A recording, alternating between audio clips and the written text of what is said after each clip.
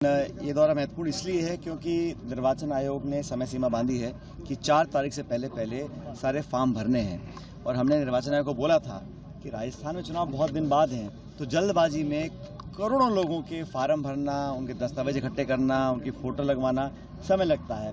तो जो जल्दबाजी बिहार में की थी वो यहाँ भी करना चाह रहे हैं, लेकिन यहाँ पर हम सब मुस्तैदी से कार्रवाई कर रहे हैं। और हमेशा मैंने देखा भाजपा के नेताओं का, गृह मंत्री का, प्रधानमंत्री का, वो बोलते हैं घुसपैठियों का संरक्षण हो रहा है, घुसपैठियों के नाम काटने। और मैं चैलेंज करता हूँ, देश में कोई घुसपैठिया है जो गैर कानूनी तरीके से देश में रह रहा है, उसको बाहर निकालिए। लेकिन बताइए, पिछले 11 सालों में भारत सरकार ने कितने घुसपैठियों को देश के बाहर निकाला है? जब चुनाव आता है तो नाम घुसपैठिया का देते हैं, लेकिन अंत में वोट किसका काटना चाह रहे हैं? वो गरीब का, पिछड़े का, दलित का, आदिवासी का, अशिक्षित का, निर्धन का। तो उन लोगों को अधिकार संविधान ने दिया है और वो अगर नाम कट जाता है तो इससे बड़ा कोई पाप नहीं है लोकतंत्र में। इसलिए जैसे राहुल जी ने कहा कि वोट चोरी को रोकने के लिए निर्वाचन आयोग की जो निष्पक्षता है वो संदेह के घेरे में आ चुकी है। हम लोगों ने पूरा विधानसभा क्षेत्र और राजस्थान समेत बाकी प्रदेशों में भी मुस्तैदी से हम लोग अपना काम करें, ताकि कोई भी व्यक्ति जो 18 साल का है, जिसको वोट देने का अधिकार है, वंचित ना रह जाए।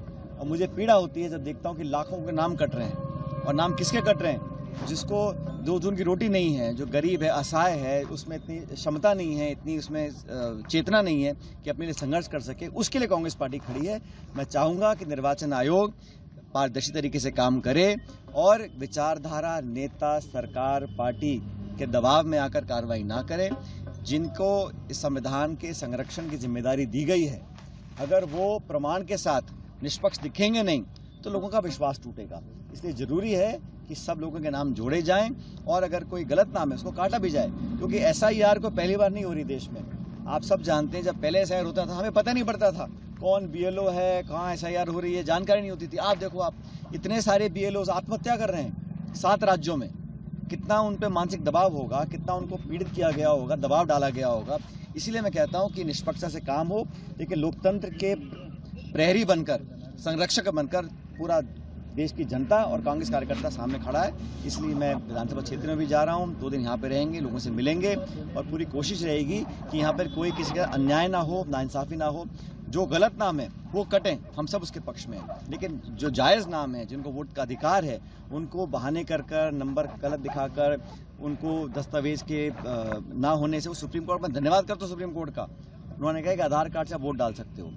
निर्वाचन आयोग की जिम्मेदारी नागरिकता तय करने की नहीं है। निर्वाचन आयोग की जिम्मेदारी है कि जो 18 साल का है, वोट का अधिकार है, वो सुनिश्चित करना चाहिए। अंत में एक वोटर लिस्ट जो शुद्धिकरण करने के बाद बने, ये काम निर्वाचन आयोग का है। ये कांग्रेस पार्टी का, बीजेपी का, जनता दल का काम नहीं है, पॉलिटिकल पार्टीज का काम नहीं है, काम निर्वाचन आयोग का है। अगर निर्वाचन का आयोग सक्षम होता, विश्वसनीय होता, बिना पक्षपात के काम करता, तो इतनी जद्दोजहद हम नहीं करते। हमें कोई मज़ा नहीं आ रहा है यहाँ पर इतना मेहनत करवाने कार्यकर्ताओं से, क्योंकि क्रेडिबिलिटी का अभाव है, विश्वसनीयता नहीं है कि नाम जुड़ेंगे, कटेंगे। आज भी जो नाम जुड़ रहे हैं, जब 9 तारीख को प्रकाशन होगा, पता नहीं किसका नाम काट दें। तो मापदंड जो तय किए गए हैं वो कहीं ना कहीं सत्ताधारी दल को लाभ दिलाने के लिए किए जा रहे हैं। ऐसा लोगों के मन में अविश्वास पैदा हुआ है। इसलिए मैं सबसे आग्रह करूंगा कि अपने नाम जुड़वाएं।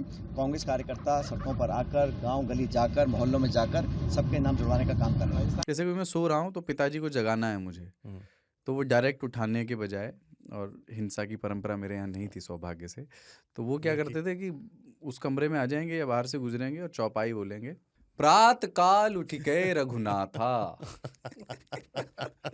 मात पिता गुरु नावई माता। कभी कभी मैं गुस्से में उठ करके, अरे पापा, चरण स्पर्श किया और सो गया। मैंने कहा अब मत उठाना।